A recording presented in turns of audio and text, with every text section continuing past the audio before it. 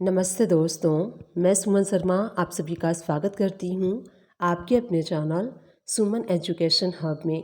अभी तक हम अपनी रिटर्न को फाइल करते थे ITR फॉर्म नंबर 1 से लेके ITR फॉर्म नंबर 7 तक। ITR नंबर 1, 2, 3, 4, 5, 6, 7 ये सारे फॉर्म्स को यूज़ करके हम अपनी ITR की रिटर्न को फाइल करते थे depending upon the type of person and nature of income. अब यहाँ पे आप देख सकते हैं मैंने स्क्रीन पे ओपन किया है common income tax return form, जो कि इन फ्यूचर में अप्लाई होने वाला है। इसी के थ्रू हम अपनी ITR की रिटर्न जो है वो फाइल करने वाले हैं। ये आप देख सकते हैं जो सर्कुलर है टोटल 169 पेजेस का है।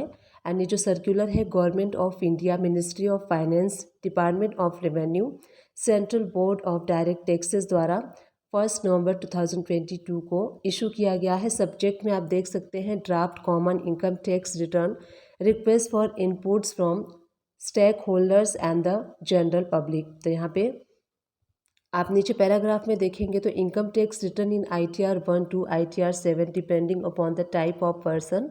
हम जो ITR रिटर्न फाइल करते हैं, जो फॉर्म चूज़ करते हैं ITR 1 से लेके ITR 7 तक का जो फॉर्म है, पर्सन का जो नेचर ऑफ इनकम होता है उसके अकॉर्डिंगली हम फॉर्म चूज़ करके ITR रिटर्न फाइल कर देते हैं। यहाँ नीचे आप देखेंगे तो नीचे मेंशन है existing return of income except ITR 7, however the current ITR 1 and ITR 4 will continue. तो यहाँ पे जो ITR फॉर्म नंबर 1 है एंड फॉर्म नंबर 4 जो है वो कंटिन्यू रहेगा। बट जैसे जैसे धीरे धीरे सभी टैक्स पेयर इसके यूज टू हो जाएंगे, तो उसके बाद ये जो फॉर्म्स हैं form number 1 and form number 7 जो है इसको भी यहाँ पे डीएक्टिवेट कर दिया जाएगा। एंड एक ही फॉर्म रहेगा जो कॉमन फॉर्म है, उसके थ्रू आप अपनी ITR को फाइल करेंगे। इस सर्कुलर में टोटल 169 पेजेस हैं, तो इन सारे पेजेस को अगर हम डिस्कस करेंगे तो वीडियो काफ़ी लंबी हो जाएगी। तो जो मेन पॉइंट है वो हम यहाँ पे डिस्कस कर लेते हैं। पेज नंबर 52 को मैंने ओपन कर लिया है, आप स्क्रीन पे देख सकते हैं। यहाँ मेंशन है payments and receipts in cash. तो यहाँ पे payments and receipt in cash में आपको सारी डिटेल फिल करनी है। तो payment and receipt in cash, अब चलिए इन शॉर्ट में हम डिस्कस कर लेते हैं payments and receipts in cash की डिटेल यहाँ पे क्यों मांगी गई है। अगर आपके बिजनेस का टर्नओवर 10 करोड़ है तो आप ऑडिट के अंडर में फॉल होते हैं। अगर आप ऑडिट नहीं करवाना चाहते तो उसके लिए आपको डिटेल देनी होती है, आपके जो बिज़नेस का टोटल पेमेंट्स जो आपने रिसीव किया है एंड रिसिप्ट जो आपने रिसीव किया है उसकी डिटेल देनी होती है।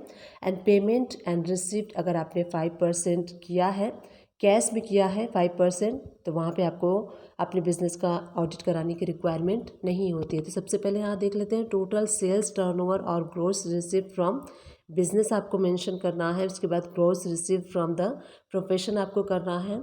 उसके बाद जो नेक्स्ट कॉलम है aggregate of all amount receive including amount receive for sales turnover और gross receive during the previous year in cash. आपने प्रीवियस ईयर में कैश में कितना टोटल जो रिसीव किया है उसका आपको डिटेल फिल करना है।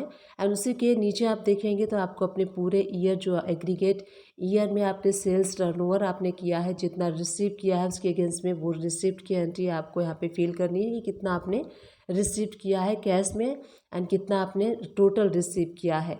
उसी टाइप से नीचे आप देखेंगे तो पेमेंट की डिटेल आपको देनी है aggregate of all payments made including amount incurred. यहाँ पे टोटल आपको करना है कि कैश में आपने कितनी की है एंड यहाँ पे कितना आपका पेमेंट टोटल आपने रिसीव किया है। तो इस टाइप से आपको पेमेंट्स एंड रिसीव में इन कैश में डिटेल देनी है एंड टोटल आपने कितना रिसीव किया है, payments and receive aggregate turnover आपका जो है वो कितना है वो। अब जो नेक्स्ट इंपॉर्टेंट पेज है उसको ओपन कर लेते हैं। पेज नंबर 73 में आप देख सकते हैं रिकॉन्सिलेशन स्टेटमेंट्स। अब इसका मीनिंग क्या है, क्या रिकॉन्सिलेशन आपको करना है। कई लोग क्या करते हैं कि अपनी रिटर्न में ज़ीरो शो करते हैं, अपना जब रिटर्न फाइल करते हैं वहाँ ज़ीरो शो करते हैं, जब इनकम टैक्स रिटर्न फाइल करते हैं तो वहाँ पे अपनी इनकम को शो करते हैं। इससे मिसमैच हो जाता है, गवर्नमेंट के पास जो इन्फॉर्मेशन है वो मिसमैच जाती है। तो यहाँ पे आपको रिकन्सिलेशन स्टेटमेंट का जो टेबल दिया है वो फिल करना है। तो यहाँ पे देखिए सबसे पहले turnover as per schedule P&L, profit and loss के अकॉर्डिंग आपका जो टर्नओवर है वो आपको फिल करना है। नेक्स्ट देखिए annual aggregate turnover as per GST रिटर्न, आपने एज पर GST रिटर्न कितना आपने दिखाया है वो आपको शो करना है। उसके बाद देखिए नेक्स्ट है in case of difference between GST 1 and GST 4 please specify the reason. अगर आपने GST 1 में GST 4 में कुछ शो किया है एंड वो मिसमैच हो रहा है तो आपको यहाँ पे रीज़न भी देना है, स्पेसिफाई रीज़न मेंशन करना है कि क्यों मिसमैच आया है। उसके बाद अमाउंट ऑफ सच डिफरेंसेस, आपको जो अमाउंट है डिफरेंसेस का वो भी यहाँ पे मेंशन करना है रीज़न के साथ में। तो इस टाइप से जो कॉमन इनकम टैक्स रिटर्न का जो फॉर्म है ये इन फ्यूचर में आप यूज़ करके अपनी ITR रिटर्न को फाइल करेंगे। एंड यहाँ पे सारे यस नो ऑप्शन आपको करने हैं अपने अकॉर्डिंग। जिस ऑप्शन को आप यूज़ करते हैं उसको यस कीजिए, जिसको नहीं करते हैं उस ऑप्शन को आप नो करिए।